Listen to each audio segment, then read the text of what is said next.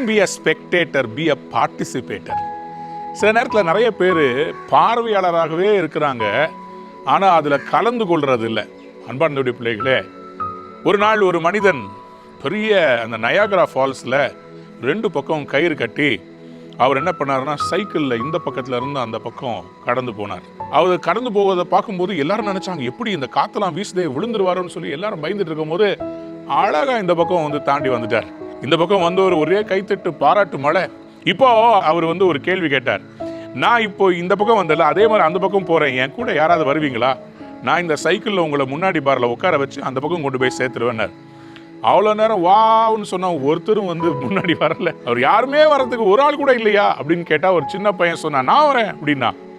உடனே அந்த சின்ன பையனை தூக்கி சைக்கிளில் உட்கார வச்சு இந்த பக்கமாக அப்படியே கஷ்டப்பட்டு பார்த்தீங்கன்னா பயங்கர காற்று வீசிச்சு, சைக்கிள் ஆடிச்சு, ஒரு வழியாக இந்த பக்கம் வந்து சேர்ந்துட்டார். வந்து சேர்ந்த உடனே ஒரே கைத்தட்டு எல்லாரும் அந்த சின்ன பையனை பாராட்டினாங்க.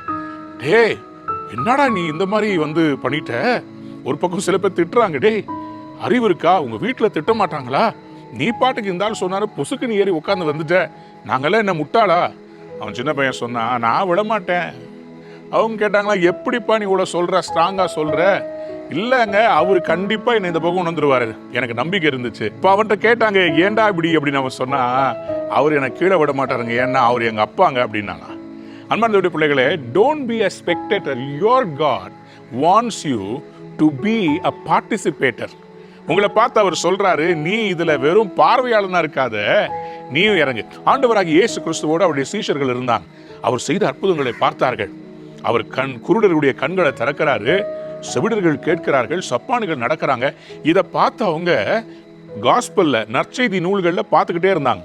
அப்போஸ்தலர் நடவடிக்கைகள் வந்தபோது ஸ்பெக்டேட்டரா இருந்தவங்க இப்போ பார்ட்டிசிபேட்டரா, மாற்றத்தினுடைய பிரதிநிதியா இவங்க மாறிட்டாங்க.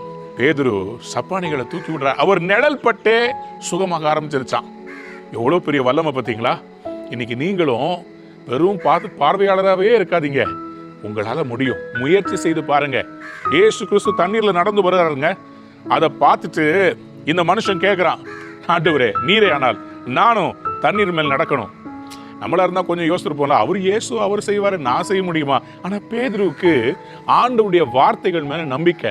அவர் சொன்னார்ல, யோவான் 14:12, என்னை விசுவாசிக்கிறவன் நான் செய்த கிரியைகளை தானும் செய்வான், இவைகளை பார்க்கும் பெரிய காரியங்களை செய்வான். The one who believes in me will do the same thing that I do and he will do greater things.